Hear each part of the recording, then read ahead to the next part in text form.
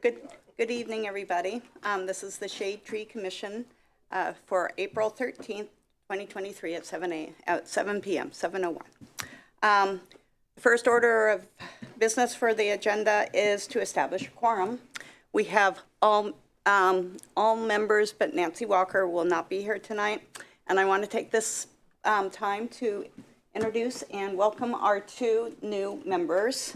Do you like Deborah or Debbie? Depends on how well you know me. And Mike? Michael. Okay, Michael. So I would like you to introduce yourselves by talking about your favorite tree in Athens. Ooh.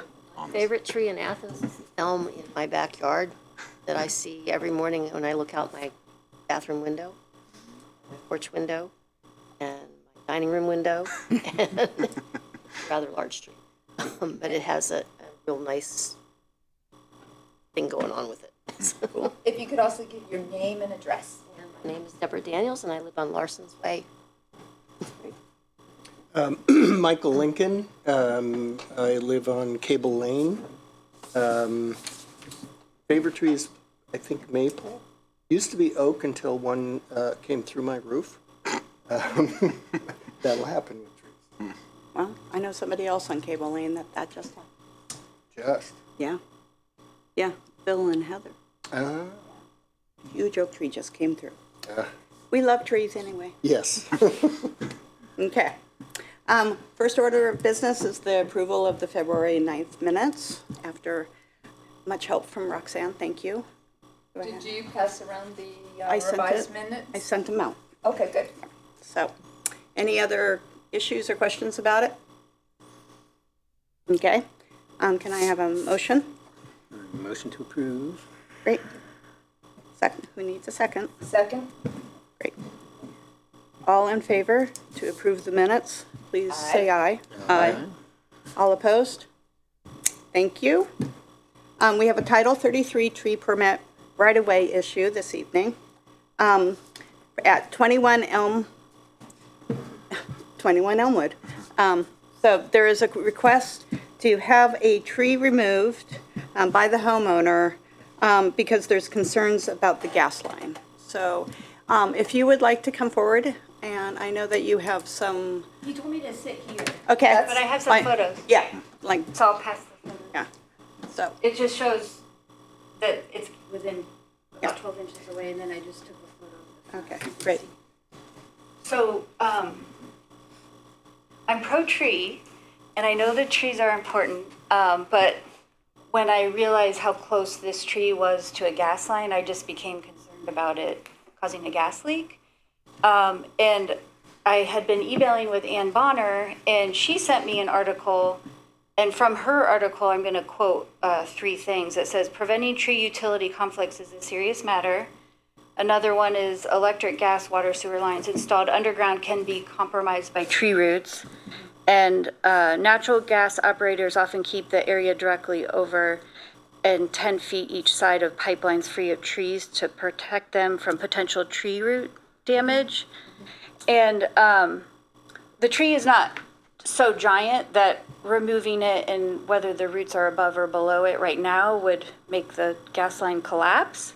Because I think that's part of the issue is removing trees can cause problems as well, but it seems like it's young enough that this is the right time to make a move because I think it's so close that there's a greater danger of it growing larger. And so some of the literature she sent seemed more about sewer lines, and I can see why that wouldn't be as big of an issue.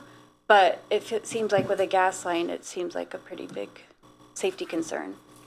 And I already have 2 very large, one of the trees is not in the photo, but there's already 2 very large trees. So it's not that it's not really going to be empty. Great. Are there questions first or comments? I have comments.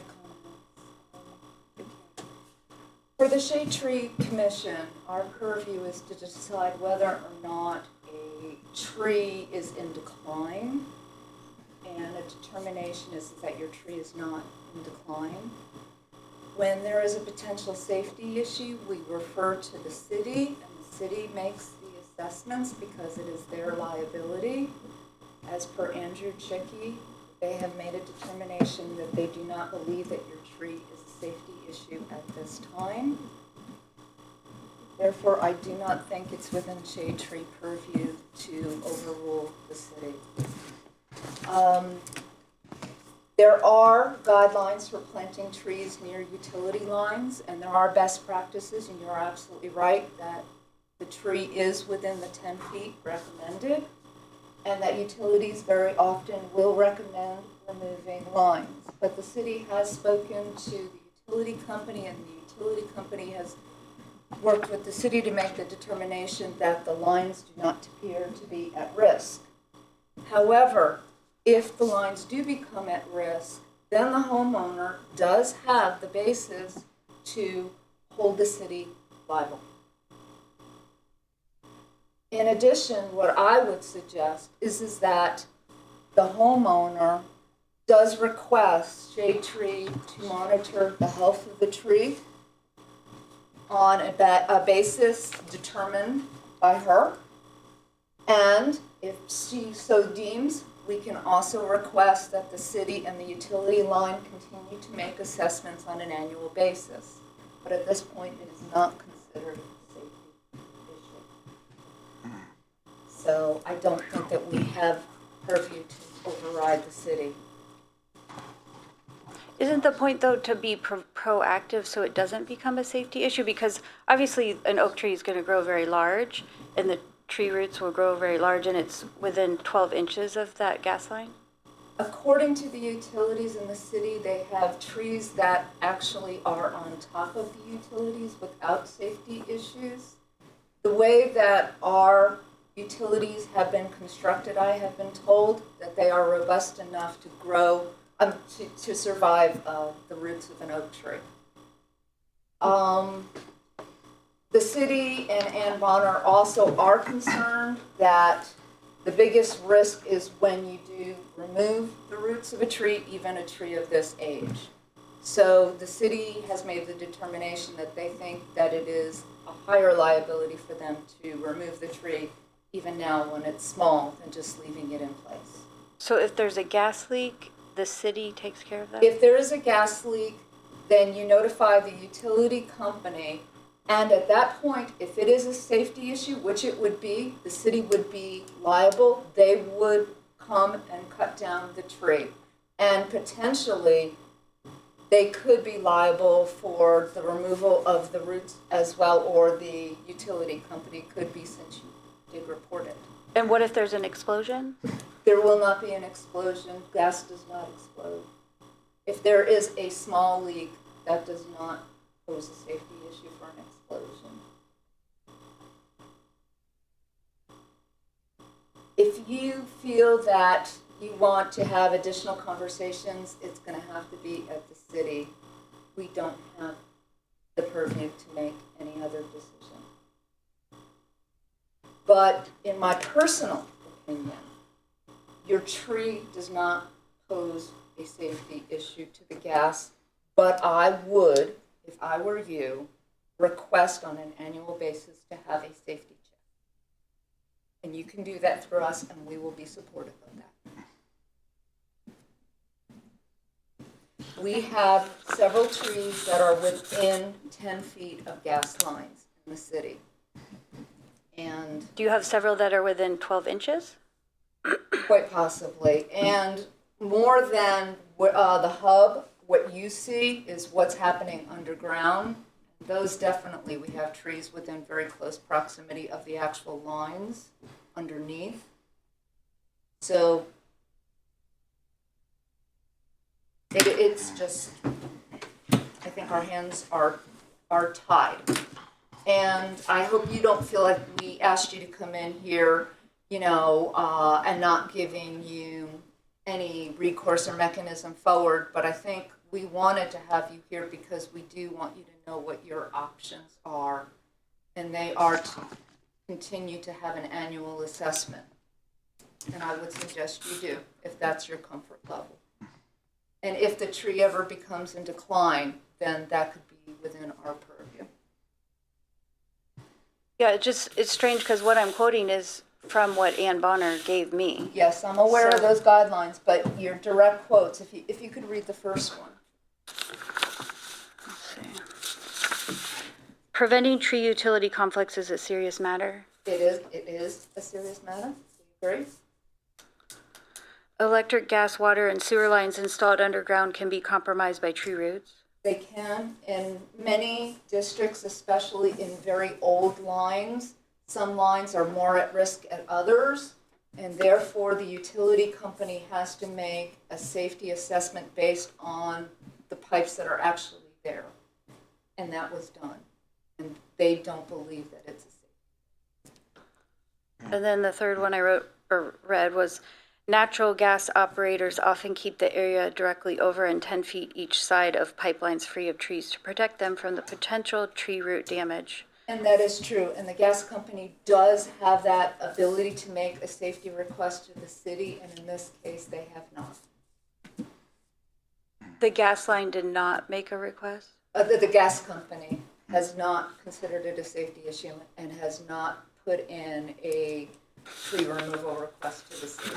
And the gas company did look at it? The city said that they had the utilities to make an assessment. Now, if it was the city engineer and the utilities company, I do not know. But we specifically asked them to do a safety assessment, and as per Andrew, I'll read it to you, just so we can have his email on the record. A tree within 10 feet of a gas line is not reason enough for removal, in my opinion. The commission may disagree or have additional information, though. That is why your request is going to the commission and why it exists, so that it can be reviewed, debated, and a recommendation made. Myself and the administration will wait for a recommendation from the Shade Tree Commission on this. Planting trees near utilities has a number of best practices, but city trees have all sorts of potential conflicts that are worked around regularly. The single biggest risk to a utility is when the tree is planted, which is the reason for distance from a gas line. Gas companies don't want people to accidentally hit the line with the equipment. The second biggest risk is when it's removed.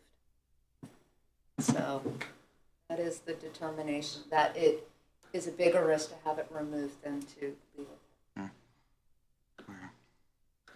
Okay. Do you have any other questions? No. You can let us know if you want us to put in a request for the annual monitoring with the city. Okay. And stuff, so. Great. Thank you for coming in. Thanks. Okay. I guess I would say one other thing. There's nothing that prevents a citizen from contacting the utilities directly and also having them involved. Okay. Thank you. Okay. Jumping down to new business, because we don't have any Title 37s or maintenance issues. So, new business. One of the, let's see, Sam? Proud? Thank you. Oh, my gosh. I was going to say, City Council Sam has asked whether we would like to be at a table for the Earth Day celebration at OU, which is, next week? Is it next week? Between 1 and 4. If we have any information or any sort of educational things, they would be more than happy to put it out on a table for us if we can't get anybody there. So people can look at their calendars and see. I can send out exactly what they would like, but mostly it is tabling. What day are we talking about? It's like is it next Thursday? I think it's Thursday, April 27th. April, yes. I will not be in town. Neither will I. Lots of people. So, but if we have information to put out, then we can also put it out. Which kind of really leads me to the next. I think one thing that for tabling that might be really good is that resource that talks about climate change and tree selection. Mm-hmm. That seems to sort of fit within that, and maybe recommended trees. Mm-hmm. And those are on the Shade Tree Commission site, so feel free to download things. They're both on the site. Right.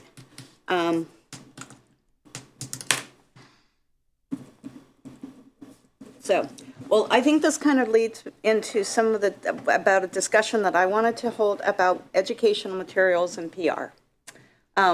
Because when we had the all-commission evening, Sam and I spent a lot of time trying to get stuff together to have at a table because it seemed like a good idea, an opportunity. And it's really sad what we have, because it's not really very interesting or splashy or brochure-y or anything. Also, I think that if we, and this will lead into some of the old business, that if we also get together things like a trifold that we can put up, if we did presentations at different places, or we can put it up at the community center and those sort of things. So I think that having more educational material and things that are good content-wise and consumer-wise would be helpful. So, Well, we have a task force specifically for education. Yep. You're the chair of that, so yep, I would say move forward. right. Well, and that works into my work-study student update. So we have a work-study student For what period, duration of time? this summer, Okay? yes. Nice. So I can talk about that under old business. Okay? Any questions about that? The only thing I would say about education materials is there's a lot of materials out of ODNR and extension. Mm-hmm. And so I would think that you should just be pulling information from Exactly. them and just referencing appropriately. Right. Well, and also there are, we can get stuff from B City. We just have to put in the ask for it. It was too late to be able to get some of those things for the community center thing, but we can have those. There's also a lot of posters that are out there. Soil and Water has a Soil lot and of Water. really good brochures about moths and butterflies Yeah. and Also, Cincinnati Zoo has a whole program about pollinators and all those, and they have some really beautiful posters that they'll send people. So, because Michael and Debbie, you guys are new. Are you so we have a tree planting commission, and then we have education, and we have code. And right now, code is being held up because our code director is busy right now, so things are slow there. If you have interest in either being on the educational committee or the tree planting committee, definitely feel free to volunteer. You can also volunteer for both. We won't stop you. so, thank you. So, yeah, I think that one of the first order of business would be to get all the different sources out there that are splashy. Okay. Do you want to talk about the code revisions? So we know that we want code revisions needed for right-of-way tree removal. Right now, there is language that says that people, if they want to plant or prune or remove a tree in the city right-of-way, must fill out the form and must have approval from Shade Tree Commission and code. Actually, it's a recommendation from Shade Tree and then code approval. And it also says that if somebody removes a tree without that permission, that they are responsible for replacing the tree at the cost of the tree and for planting a tree in a new place. What we're missing in code is how that fine is actually assessed. And so we need to sort of close the loop on the language. And so that is something we need to work with our code office. Normally, Dave Riggs, David would come to the meetings. I'm surprised he's actually not here tonight. Usually he reaches out and tells us when he can't join us. So I will reach out to him and try and get an update. I know that summertime is usually when we work on code. That's when we did the last. Yeah. So I would imagine that we'll have Right. code revisions for everybody to review this summer. Yep. Well, and we can pull Lisa Eliason in with She's always pulled in. Yes. She's always a review. right. I'm thinking that's probably some place that's already has a fine. language in there that we can probably. Yeah, we pretty much, we know that it's now $400 to plant a tree, so that will be the price. And then the assessment, we just have to say as per, and there's a really good reference that Ann Bonner gave us for how the cost of trees are assessed based on height and girth. So I think we just have to get the language in there. It's pretty straightforward. Great. Questions about that? But I think that, for your first meeting, you can really hear the angst of a homeowner who thinks that their property is contiguous going to the street. And they think that, if something is in the city right of way, the city has a right of way to the property, but it is their property. And in a way, that's a misnomer, because any tree within that strip is actually city property. And, it was obvious that the previous person does care about trees, and she's right. She has a treed lawn. It's just we're really nervous about setting precedent for how we function. What decisions do we make? What decisions does the city make, first of all? And then once we make the decisions, how do we impact, the entire line? Code needs to be just a little bit rectified, I think. I think, yeah, to be able to get to things that need to be gotten to in a more timely manner, I think is also an issue. Yeah, we also have some process issues with, right now it's a very manual process. People put in electronically for the permit, but then Dave brings it to Shade Tree, and then Shade Tree makes a recommendation, and, it would be nice if there were a better electronic system so we could actually track where everything is in the queue. We need to talk about that. Roxanne, can I ask you a follow-up about Yeah. the thing you were saying before? So person cuts down a tree, and then they have to pay for a new tree, $400. But then you started saying like it's based on the size that they cut down. So is there a penalty based on the size Yes, of the tree? so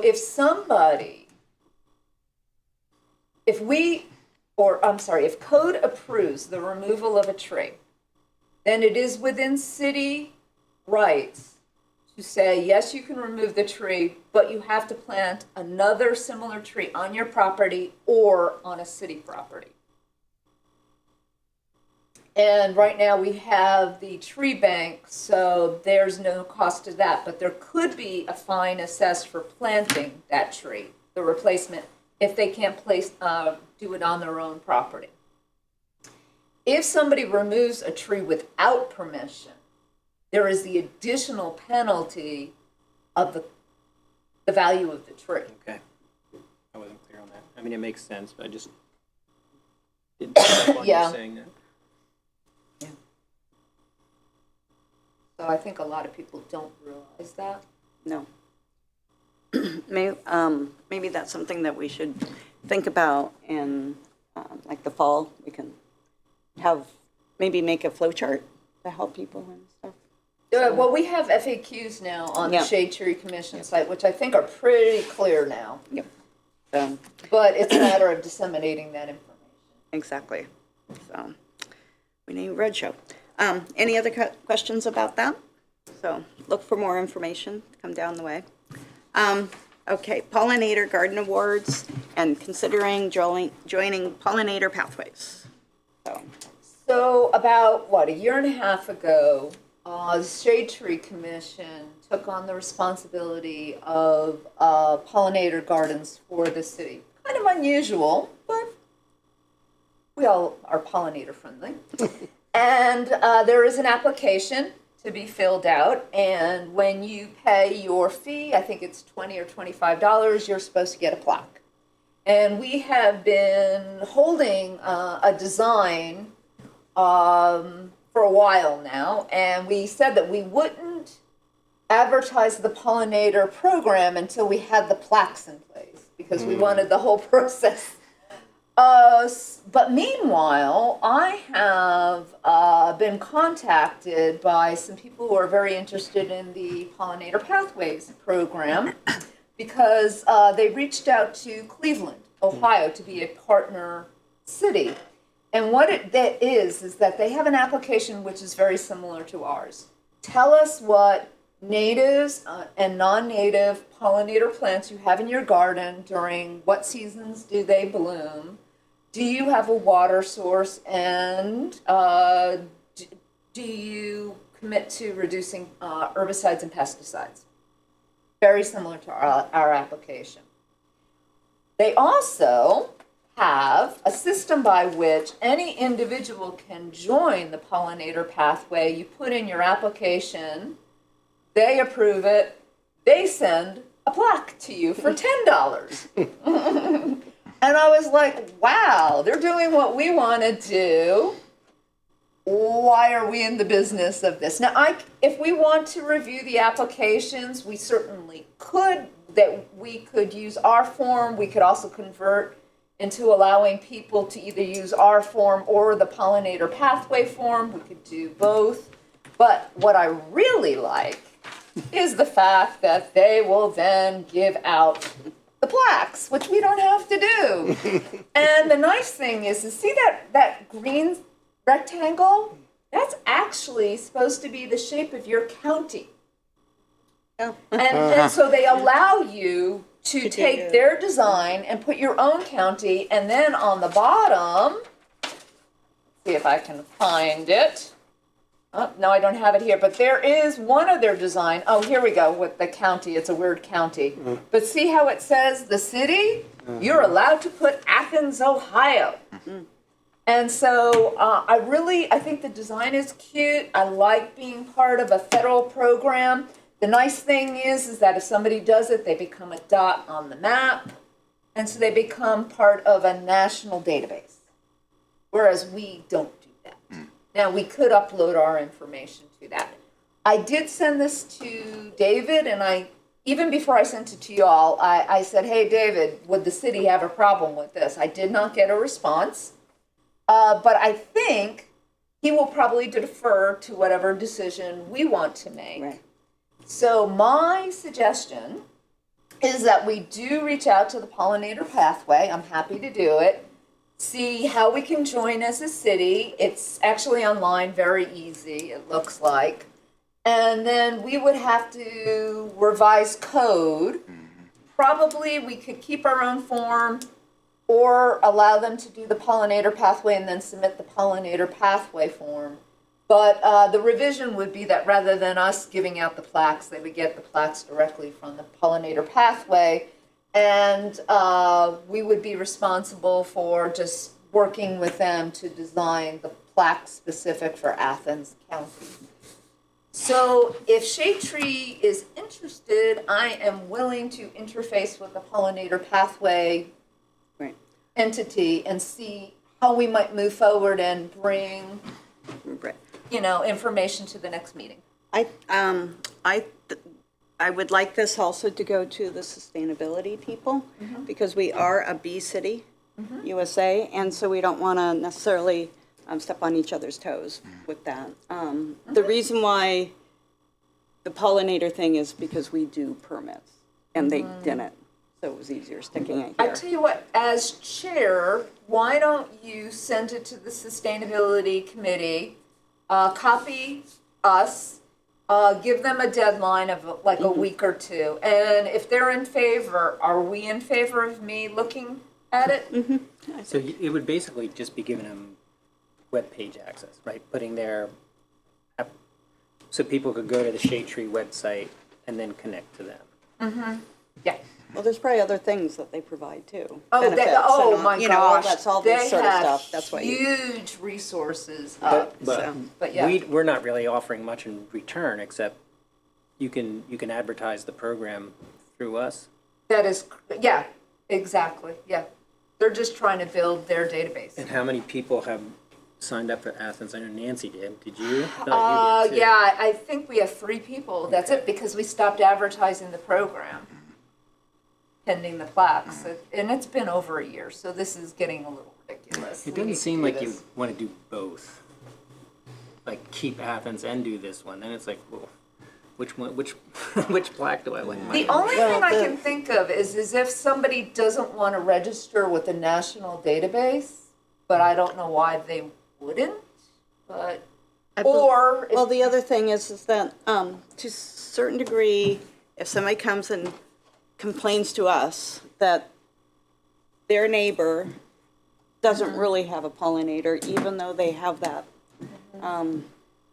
plaque, and they filled something out, because there are certain things that if you have a pollinator front yard, you don't have to do as much mowing and these other sort of things that you are exempt from in the landscaping grass realm. actually, yes and no to that. If it's ornamental grass, yes. Yes. If it's long grass, no. Right. So, I mean, there's overlapping language in there that has more to do with code enforcement sort of things. So that's what we're gonna have to make sure doesn't fall out, I But think. what we could do is we could still have an application which says you have to notify Shade Tree that you now have pollinator pathway or you're going So after pollinator. it's a registry, Yeah. a registry. So I think there's a way to interface between the two, and if you guys are all okay, and I suggest a vote, that I'm happy to at least look into the information once you tell me that sustainability is okay and we're Yeah. not stepping on anybody's toes. Plus, I really do want to connect with code and just make sure that there's nothing there. Right. Okay? Vote? One question. Yeah. Just looking at this, like up in our ordinances and such in city code. I mean, just thinking about I feel like looking at what we have here as the requirements for a pollinator-friendly front yard. We have all these. We have the 5 different requirements there. I feel like we could probably add, and just to make it easier, so they could go through this process, or just add an or register. So you can either go through the city with this Right. process, or you can register with this and meet all of their criteria. So I don't think Or code-wise we it could shouldn't be also too do hard. an and too. Yeah. Where we could say Yeah. you have to register for Do them both. too, and that way you get the plaque from them. Sorry. Hey, thinking. Yeah, but that's smart. that. That's smart. I like Adding that. that as a So- requirement. Yeah. So would you like to do a motion? Yes, I would like to do a motion that the chair take the idea to the Sustainability Committee. Feel free to just forward the email. And if they don't have any problems, that I will find out some more information to present at the next meeting. Any seconds or questions? So, Second. thank you. All those in favor, please say aye. Aye. Abstain and abstentions, let's see, oh, anybody against, please say no. Okay, great, thank you. Priority tree plants for erosional areas. That's me. Okay, so due to the significant downpours and the winds that we've had, especially this year, we are seeing extensive damage in the south neighborhood. So think on the hill, Longview Heights. Longview Heights is subsiding. They weren't able to do concrete or asphalt right now, so they literally had 3 days of continuous trucks putting in fill. They will work on that, but we lost about 300 feet of trees, major trees that just came down when their roots gave way, and we have several other areas in the south neighborhood. I've been told that also the Far East neighborhood also has the same issue around Sales Park. So, in talking with the city, we need to probably come up with a plan for tree planting. And in areas of erosion, I strongly suggest that we work with soil and water. The type of tree planting that you can do very often isn't planting a tree. It's actually planting stakes, live stake trees. So you drive it into the ground, and that way they establish in that very compacted soil. right now we have a budget of $5,000, which we have put aside for priority planting in the Near East neighborhood, where we were going to continue this year. I still want to do that, but I would like to have a conversation with the city to determine where they see a need for trees to stop the erosion. So I think what I suggested to Andrew is that although it's wonderful that we have David Briggs usually here as the liaison to Shade Tree, I think that it is time for Shade Tree to have a meeting with several of the directors for the city. We need to talk to power and engineering and code and landscaping all at once so we can begin to hear what some of the priorities are for the city. We basically are a committee that serves, as an advisory board essentially for the city, a little bit of a police dog sometimes, but definitely advisory. And I don't think that we have enough interface with them to understand what issues. And sometimes I think when we have issues, we don't have enough interface with them to really get continual conversation. So I would like to have a motion that we set up a meeting with the city, interfacing with Andrew Chicky directly and allowing him to decide who should be at that meeting. It would be a public meeting.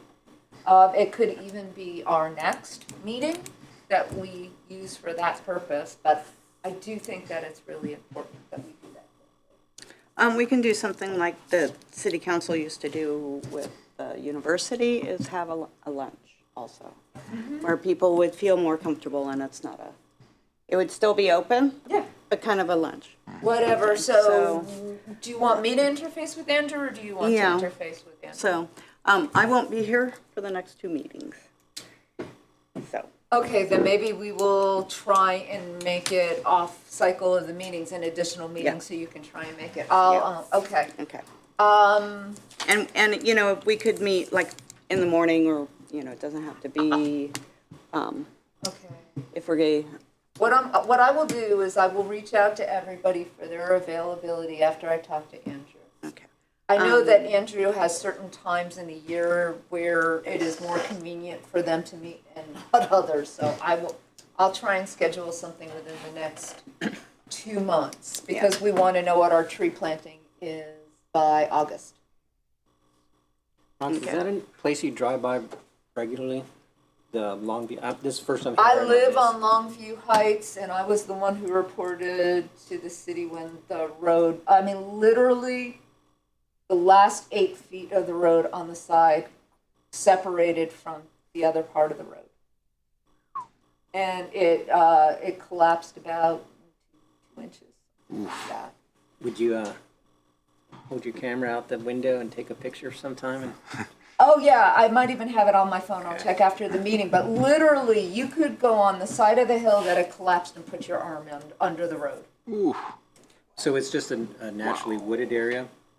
And it's a very steep hill. And sorry, Ann, if you're listening to us, there were a bunch of weed trees. And what I mean by that are trees that were never able to properly form because they were choked out by honeysuckle and other things.